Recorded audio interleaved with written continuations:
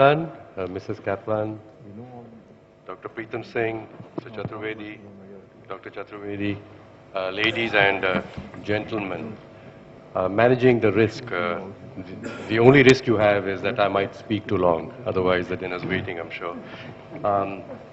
So how are you going to manage this risk? How are you going to keep me from not speaking too long?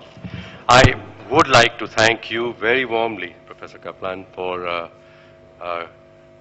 accepting this award and especially for coming down here and receiving it personally, which has enabled us to hear your ideas again. And I'm saying again for myself because I've read and used your ideas many times, as I'm going to just explain to you now.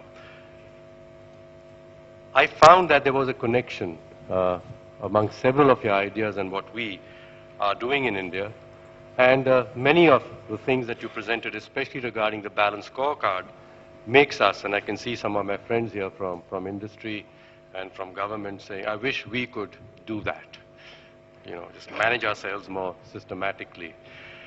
Fortunately, you ended with healthcare and managing costs, and Michael Porter's and yourselves, the formula about outcomes and the inputs below. And I said, thank goodness we can feel good about something. Delivering health outcomes with very little inputs, by looking at the whole process, by making the most expensive resources do only that which they need to do, and getting other resources to do other things, the idea that you mentioned. One of the finest books in management that I've recently read is called Infinite Vision, the story of Arvind Eye Care. And it's worth getting down because that's the application of that idea in practice and is delivering remarkable outcomes. Before it finished, because I didn't want to be late, and I knew there was traffic on the road, and I got here just in time. And that big fight was between 5 economists and myself. It wasn't sure that I was to fight them because I'll explain to you, but 6 persons. And the subject was more GDP, what are our real priorities? And, well, as I said, there are 5 economists, and as they say about economists, they never agree. So questions of growth, GDP, of more inclusion and disparities, environment and governance.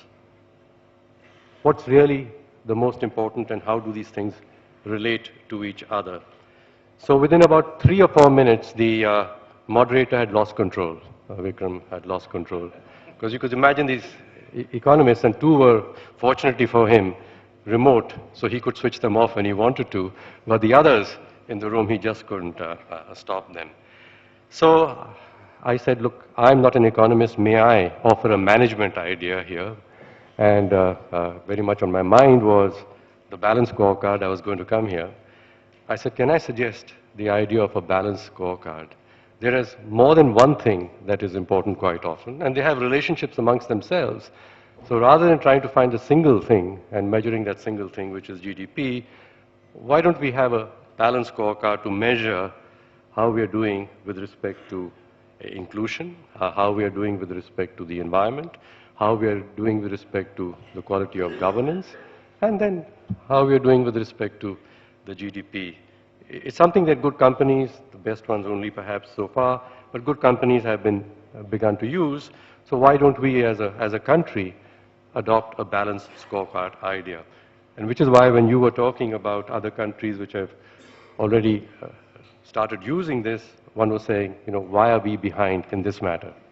Why shouldn't we be ahead? Because our challenges are much larger than many of the countries that you mentioned, and so we need much better management, and therefore we should use this very best idea, the balanced scorecard, which you introduced publicly in 1991. As you said, there's nothing as practical as a good theory. What we need, and I said this to the economists, I said, you know, I'm glad I didn't read economics and get my PhD in that, which the 5 of you have. I've just recently been visiting economics and reading about economists questioning themselves, and that's a very good entry into your own subject. You need a new theory of growth. a new theory of growth. And the Growth Commission, which you had commissioned, the economists, with several Nobel laureates in economics, which concluded its work in 2010, submitted its report, and they said, by looking at the experience of countries in the last 100 years, countries that had sustained GDP growth for long periods of time, we know how to get high growth. And here are the policies, the strategies for doing that. And of course, India, you should adopt the same. But they ended the last page only of their long report saying, there's one thing we noticed as we were doing these studies in the different countries, that people were concerned about more rapid inclusion along with the growth. And we must say that we couldn't find the answer about how do you get inclusion and sustainability while you're getting the growth, not as something to be addressed after you have obtained the growth which has destroyed, again, the quality in the society and the environment which you then want to fix with the money that you earned with the growth. So that's how the last page ended, and that is where our situation is in the country today, that we want a theory of growth, of goodness in society, the growth of sustainability of our environment, the growth of course, better governance, and the growth of the economy as a resultant, perhaps. The model of the balanced scorecard, as you illustrated, works best, perhaps, when, like in some countries, you say, well, what's the goal of the overall system? And you break it down and then say, therefore, at the next levels, what would be things that should be done?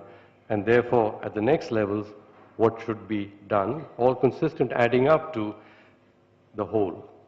Now, this is what we tried as a country in 1950 onwards by having a central planning commission, which I work in.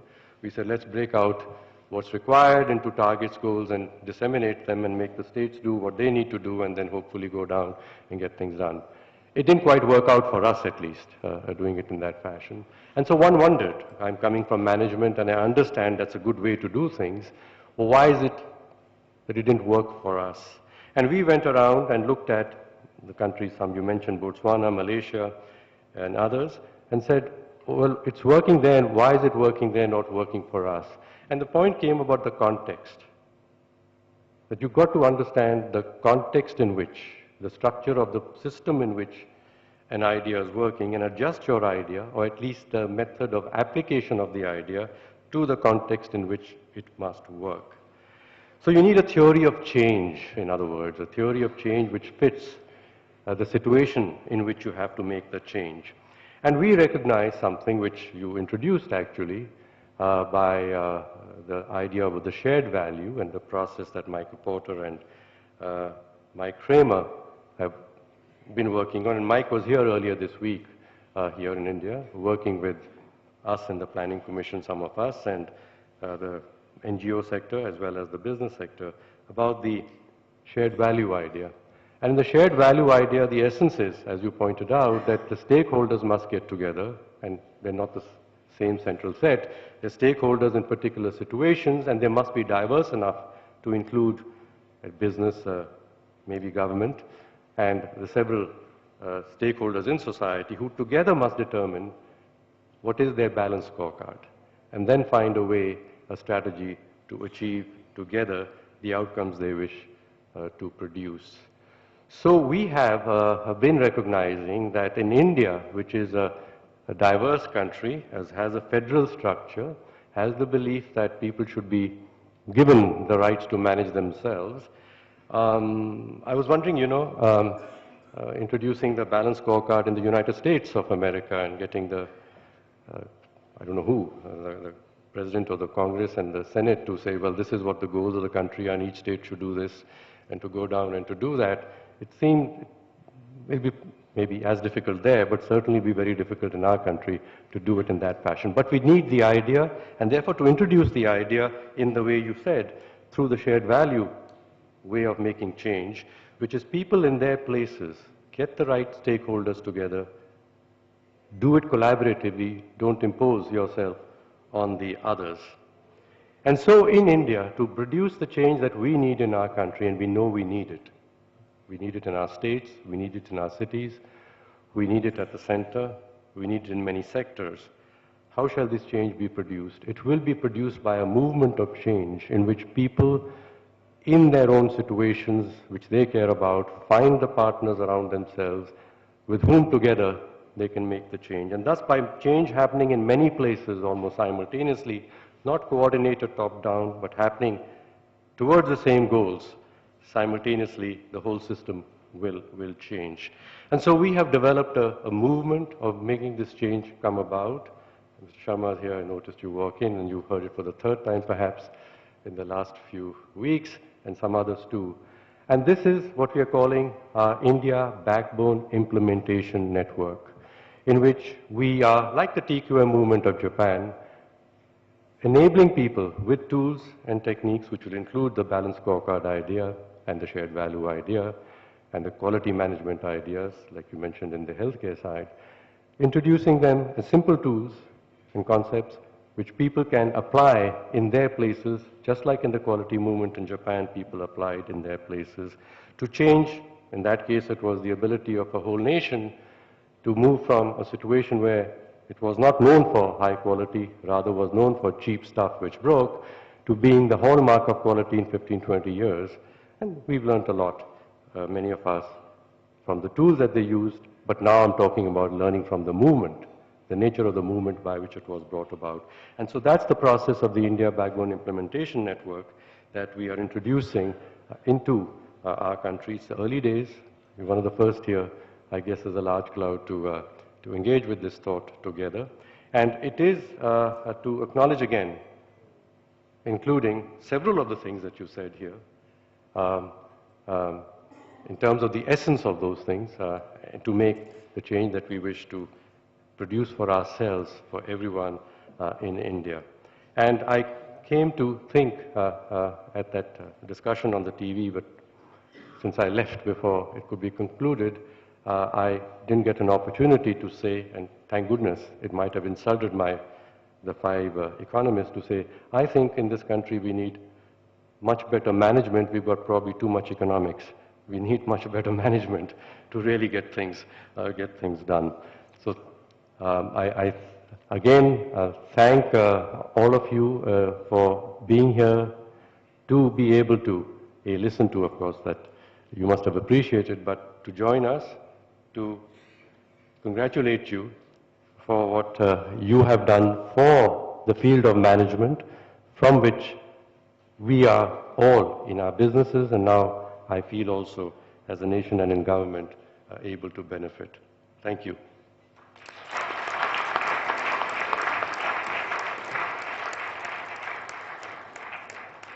Thank you.